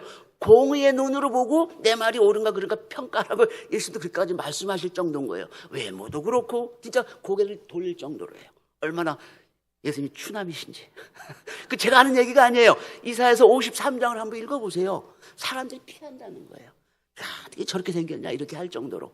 근데 그것을 다, 그러니까 예수님이 이 땅에 오실 땐 뭐예요? 가장 낮게 가난한 집안에 또 가장 못생긴 추남으로, 또 그 평생 교육도 제대로 한번 못 받아보고 또 십자가에서는 어떻게 됐습니까? 가장 극악한 형벌을 받으신 게 바로 예수님인 거예요. 그러니까 세상 사람들이 볼 때는 뭐예요? 종교 지도자들이 예수님을 볼 때는 뭐예요? 야, 저 밥값도 못하나? 치워버려. 이렇게 대접을 받는 게 바로 예수님이었죠. 근데 하나님 역사는 어떻다는 거예요? 우리 눈에 기이하다는 거예요. 이해가 안 되는 거예요. 우리 눈으로는. 그죠? 그러한 역사가 어디 담겨 있다는 겁니까? 바로 이 모퉁이 돌에 담겨 있다는 거예요. 제가 밥 시간이 돼가지고 빨리 끝내야 되는데, 그러니까 이제 이 모퉁이 돌에 대한 개념을 우리가 분명히 이제 아셔야 되는데, 여기에 보면은 이 캡스톤, 캡이라는 걸 이렇게 모자처럼 씌운다는 거예요. 그죠? 그 마무리 돌 위에 하는 거, 이거 캡스톤은 맞는 거죠, 이 개념은. 근데 키스톤, 이것도 마찬가지예요. 이 아치를 이렇게 해가지고, 이게 옆에서 이렇게 쌓아 올라가지고, 건축하는 과정을 보면은 양옆에서 이렇게 거푸집을 대가지고 이렇게 쌓아 올라갑니다. 그리고 마지막에 이 키스톤을 딱 놓고 거푸집을 딱 뜯어내면은 모양이 그대로 유지가 되는 거예요. 예. 근데 예수님은 뭐예요? 이 키스톤도 아니고 뭐라는 거예요? 모퉁이 돌이라는 거예요. 근데 여기 보면 코너스톤 이렇게 돼 있죠. 맨 구석탱이에 있는 게 코너스톤이에요. 요거는 이스라엘 문화를 모르는 사람이 한 50엄을 제가 보여드리려고 이렇게 갖고 온 거예요. 그래서 X표를 이렇게 쳐놨잖아요. 이게 모퉁이 돌이 그거를 의미하는 게 아닙니다. 이스라엘 문화를 몰라서 이렇게 얘기를 하고 있는 거죠. 그래서 모퉁이 돌이라는 건 뭐냐면은 바로 요게 모퉁이 돌인 거예요. 이스라엘은 석축을 쌉니다. 그렇죠? 돌로다가 집을 짓는 거예요. 대리석으로 집을 짓습니다. 우리 한국하고는 다르죠. 그래서 대리석으로 집을 짓을 때는 어떻게 합니까? 제일 먼저 기초, 이 모퉁이 돌을 기준으로 삼는 거예요. 이것을 기준으로 제일 튼튼한 큰 모퉁이 돌을 딱 놓은 다음에 그거를 토대로 해가지고 양옆으로 이렇게 쭉 쌓아나가는 게 이스라엘의 건축법입니다. 이거를 모르시는 분들은 뭐예요? 모퉁이 돌 이해가 안 되는 거예요. 성경을 수십 번을 읽어도 오역을 하는 거예요. 항상. 언제까지? 이스라엘 문화를 알 때까지 계속 오역을 하는 거예요. 그래서 이걸 정확하게 알면은 왜 예수님이 세상의 건축자들이 버린 그 돌이 하나님 전에 모퉁이 돌이 되었는지를 딱 깨닫게 되는 거죠. 뭐예요? 가장 중요한 거예요. 출발이자 또 뭐예요? 모든 건축 그 건물을 뭐예요? 지지하는 가장 핵심적인 돌이 바로 이거라는 거예요. 예수님 당연히 이런 분이죠. 그죠? 예수님이 남한테 의지하는 분입니까? 예수님 남한테 아무도 의지할 필요가 없어요. 요한이 없고 베드로가 없으면 예수님 사역을 못 했겠어요? 그럼 다른 사람을 불러서 또 하셨을 거예요. 그죠? 남한테 의지하지 않는 분이. 그게 바로 이 모퉁이 돌이에요. 이 모퉁이 돌이 남한테 의지합니까? 옆돌이 없으면 모퉁이 돌이 사라집니까? 그게 아닌 거예요. 이걸 사라지는 것을 보는 사람들은 완전히 이단 중에 이단의 괴수입니다. 예수님이 누구에게 의지해요? 마치 그런 거, 나 없으면 예수님 뭐 할 것 같아? 내가 없으면 이 교회가 존재할 것 같아? 막 이렇게 교만한 사람들, 그런 사람들이 이렇게 해석을 하는 거야. 그렇지 않습니다. 예수님은 누구한테 의지하는 분이 아닌 거예요. 그죠? 예. 그래서 요 문화를 잘 모르는 분들은 이렇게 해석을 하는 거예요. 머릿돌 교회. 원래는 모퉁이돌 교회. 이렇게 해야지 맞는 거예요. 그게 기본 핵심 개념이거든요. 근데 이제 죄송합니다. 이거 제가 인터넷에서 빌려온 거예요. 이거 여기 교회를, 특정 교회를 제가 뭐 하려고 그런 건 아니고 이 머릿돌 교회를 설명하려다 보니까 그렇게 된 거예요. 근데 사실 쓰려면 머릿돌이 아니라 모퉁이돌 교회 이렇게 해야 성경의 사상하고 맞는 거예요. 근데 아무리 봐도 이 모퉁이돌은 아니거든요. 우리 한국 문화로 볼 때. 그러니까 모퉁이보다는 머릿돌이 좋구나. 그러니까 머릿돌 교회 이렇게 쓴 거예요. 그래서 탑스톤 처치. 탑스톤이라는 거는 영어에 없는 단어입니다. 이건 한국식으로 만든 영어인 거예요. 그렇죠? 이렇게 되는 거예요. 정확하게 모르게 되면. 그래서 실제로 미국 같은 데 가보면 뭐라고 되냐면 코너스톤 처치예요. 코너스톤. 근데 이 이미지가, 우리 한국은 코너스톤 하면은 구석탱이 이렇게 되지만은 미국만 하더라도, 유럽만 하더라도 뭐예요? 석축 건물들을 많이 짓잖아요. 교회 할 때 전부 다 그런 식으로 짓습니다. 할 때. 그죠? 그러니까 코너스톤이 뭐라는 거예요? 핵심이라는 거 이 사람들은 안 해요. 문화적으로 이미 알고 있는, 어릴 때부터 알고 있는 거예요. 그러니까 코너스톤 처치라고 그러면 뭐예요? 좋은 교회예요. 그죠? 예수님이 세우신, 예수님이 모퉁이인 그러한 교회가 바로 우리 교회다 하는 걸 이렇게 자랑하는 교회가 이 코너스톤이에요. 얼마나 자랑스러운 겁니까? 그죠? 바로 그런 의미가 담겨 있다는 거예요. 이 차이점은 뭐냐면, 우리 한국은 집을 질 때 우리는 대개 나무를 이용해서 집을 짓죠. 그죠? 나무로 다 기둥 세우고 다 세우고 이렇게 해가지고 거기다가 이제 뭐 흙도 바르고 석회석도 바르고 이렇게 해서 집을 완성을 짓는데, 그러니까 어떻게 보면 주춧돌이라고 그러죠. 뭐 주춧돌도 굉장히 중요하죠. 건물을 유지하는데. 근데 이제 한국에서는 주춧돌이 크게 중요하지는 않아요. 역할은 중요하지만은 우리는 주춧돌은 어떻습니까? 어디 가든지 주춧돌을 쉽게 구해요. 그렇지 않습니까? 왜? 한국은 대부분 바위들이 다 뭐예요? 화강암이에요, 화강암. 화강암이니까 어떻게? 돌이 딱딱하거든요. 웬만한 돌 갖다가 이렇게 주춧돌로 삼아 놓으면은 뭐 10년이 가고 100년이 가도 돌이 별로 삭지가 않고 그대로 유지가 돼요. 그러니까 우리는 건물을 지을 때 주춧돌을 구해야 되겠다. 이런 분들이 없어요. 그러니까 우리는 조선시대 건물을 지으려면 뭘 찾으러 다니는 거예요? 기둥을 찾으러 다니는 기둥. 왜? 이런 큰 기둥은 그렇게 많지가 않거든요. 그러니까 왕궁을 짓다든가 뭐 대감의 99칸짜리 집을 짓는다 이럴 때는 뭐예요? 그 집을 짓는데 필요한 기둥, 뭐 기둥이 100개가 필요하다. 그러면 이 두께가 얼마 정도 되는 100개의 기둥이 있는가 없는가, 그거부터 사전 조사를 하는 거예요. 그래서 사람을 풀어가지고 경상도로 보내고 강원도로 보내고 함경도로 보내고 해가지고 100개를 확보를 해놓고 그 다음부터 집을 짓기 시작을 하는 거예요. 이게 이제 한국이에요. 한국에서 젊은 사람들한테 이게 덕담을 나눌 때 뭐라고 얘기합니까? 너는 자라서 뭐예요? 나라의 기둥이 되거라, 이렇게 주춧돌이 되거라 이렇게 얘기 안 해요. 주춧돌은 약간 부정적인 이미지도 포함되어 있더라고요. 한국에서 제가 우리 권사님은 우리 교회 주춧돌 같은 분입니다. 그러니까 주춧돌이요? 그 주춧돌은 뭐 밑에 깔려 있는 거예요. 드러나지 않고 이름도 없이 빛도 없이 봉사하는 이런 의미가 들어가 있는 거예요. 그죠? 드러나지가 않는 거예요. 그러니까 우리는 뭐 기둥이 되거라, 대들보가 되거라, 동량이 되거라 이렇게 얘기를 하는 거죠. 그죠? 그러한 의미들이 다 담겨 있는 겁니다. 이 뜻에. 그죠? 그래서 이 주춧돌이라는 게 모퉁이돌, 모퉁이의 머릿돌. 이게 여기 했지만 교회를 지을 때 이제 이런 식으로, 그러니까 주춧돌은, 이 모퉁이 머릿돌은 그냥 단순한 돌로 해갖고는 이게 안 되는 거예요. 그죠? 그래서 이 모퉁이 머릿돌이 되려면은 크기도 커야죠. 그죠? 또 어디서 재질도 딱딱해야지. 이거 금방 흐물흐물해버리면은 빌딩이 쓰러지지 않습니까? 모양도 뭐 개들 하면 쓸모가 없겠죠. 이게 딱 어느 정도 각이 져가지고 이렇게 할게. 그러니까 세상의 건축자들은 요런 거를 맞춘, 요런 거에 해당되는 돌을 찾으러 다니는 거야. 근데 예수님을 세상적인 눈으로 볼 때 여기 맞는 게 하나도 없는 거예요. 다 반대로 가 계시는 거예요. 그러니까 세상 사람들이 알아보지를 못하는 거예요. 알아보려면 어떤 사람들이 알아보는 거예요? 자기가 부족하다는 걸 느끼고, 자기가 죄인이라는 걸 느끼고, 겸손한 마음을 할 때 혹시 이 사람은 아닐까? 행하는 말이나 행하는 그 기적이나 이런 걸 보고서 새롭게 이렇게 봤으면 예수님인 걸 알 텐데 그런 거 아니에요. 그런 건 안 보고 물어보는 거. 생긴 게 뭐 이래? 또 어느 집안 출신이냐? 이런 것만 보고서 예수님을 보니까 절대로 메시아로 보일 수가 없는 거죠. 그죠? 이게 세상 사람들의 눈과 믿음을 가진 사람들의 눈의 차이점이 바로 이제 이러한 것이죠. 그래서 제가 중요하게 말씀드리고 싶은 게 바로 이거예요. 모퉁이들과 모퉁이의 머릿돌은 같은 것이냐 다른 것이냐 이거예요.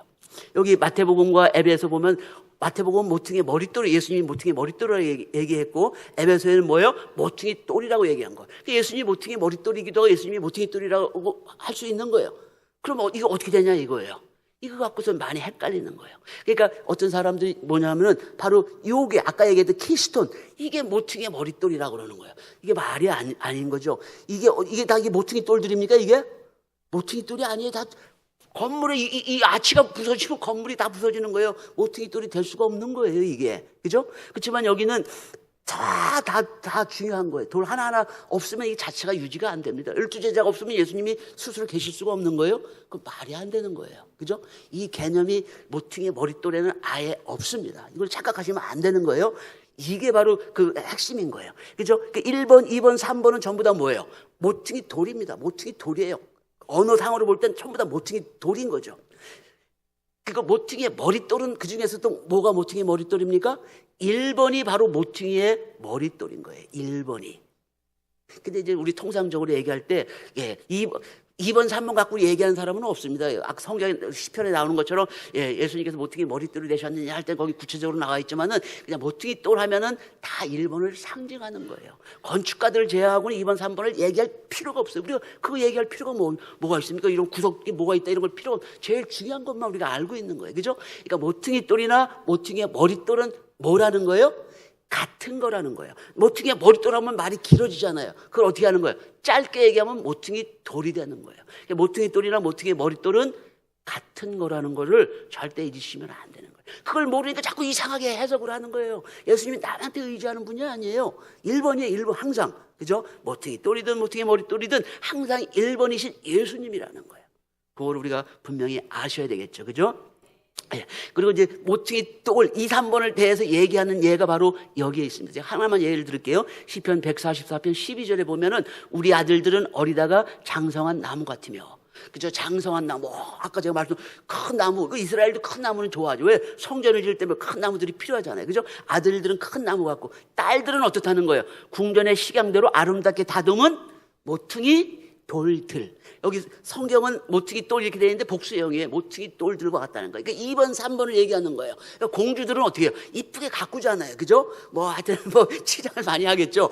그렇게 하다 보니까 이 모퉁이 돌은 건물 지을 때도 모퉁이 돌은 뭐예요? 그냥 똑같이 쓰는 게 아니에요. 이렇게 조각도 하고 뭐하고 장식해서 이쁘게 하는 거예요. 바로 그 모퉁이 돌들이 구체적으로 얘기하는 거는 모퉁이 돌들 이렇게 얘기할 수가 있는 거예요. 그러나 일반적으로는 모퉁이 돌 하면은 모퉁이의 머릿돌을 의미한다. 또 예수님이 모퉁이 똘이라고 하실 때는 모퉁이의 머릿돌을 의미한다. 예수님은 2번, 3번이라고 얘기한다는 건 말이 안 되는 거예요. 그죠? 그거는 개념을 명확하게 하셔가지고 다시는 잊어버리지 않으셨으면 좋겠습니다. 예수님은 바로 골로새 1장 18절에 나오는 것처럼 만물의 으뜸인 거예요. 누구한테 의지하실 필요가 없는 분이에요. 만물의 으뜸, 모퉁이의 머릿돌. 그걸 분명히 아시면은 좋겠고요. 구속사적인 교훈은 그죠? 모퉁이 돌은 건물에서 가장 중요한 역할을 하신 분이다. 건축자들이 버린 돌이 곧 하나님 전에 모퉁이 돌이 되셨다. 참 귀한 역사라는 거예요. 우리 인간의 눈으로 볼 때. 그죠? 그래서 여기서 끝나는 게 아니라 우리도 어떻게 한다는 거예요? 예수님이 모퉁이 돌인 성전, 하나님이 지으시는 그 성전에 우리도 어떻게 되는 거예요? 서로 연결이 되어 간다는 거예요. 에베소 2장 20절에 쭉 나와 있죠. 22절에 보면은 너희도 성령 안에서 하나님의 거하실 처소가 되기 위하여 예수 안에서, 모퉁이 돌이신 예수 안에서 함께 지어져 가는, 하나님 성전의 한 부분이 여기 계신 저와 여러분들이 한 부분 돼야 된다는 거, 쫙 조화가 돼야 된다는 거예요. 그죠? 성전 안에는 우리 집 안에 봐도 다 똑같은 게 되지 않잖아요. 그죠? 어떤 건 큰 벽돌, 어떤 건 작은 벽돌, 어떤 건 장식하는 벽돌, 어떤 건 빨간 벽돌, 노란 벽돌, 이렇게 하는 것처럼 하나님의 자녀들이 잘 조화를 이루는 정말 아름다운 그 성전을 이루어 나가는 것이 뭐라는 거예요? 하나님의 역사라는 거죠. 그죠? 그래서 요 개념을 우리가 분명히 아셔야 되는 거죠. 자, 그래서 결론은, 그래서 이렇게 12문, 이렇게 완성이 된 것은 뭡니까? 바로 느헤미야의 그 믿음, 느헤미야의 그 지혜, 또 느헤미야의 비전이 있었고, 또 그거에 맞춰서 백성들이 적극적으로 도와주었기 때문에 이것이 가능했다는 거죠. 그래서 이렇게 느헤미야와 백성들이 한 마음 한 뜻이 되어서 이 성벽을 완성을 했을 때 그것이 그 당시에만 유용한 것이 아니라 결국은 그것이 무엇이 됐다는 거예요? 바로 예수님의 오시는 그 길을 마련하는 그 구속 역사에서 굉장히 중요한 일을 한 것이 바로 느헤미야라는 거예요. 그래서 느헤미야와 같이, 그죠? 우리도 신령한 느헤미야가 돼서 예수님이 재림하실 때 그 길을 준비하는 저와 여러분 되시기를 주님의 이름으로 축원을 드리겠습니다.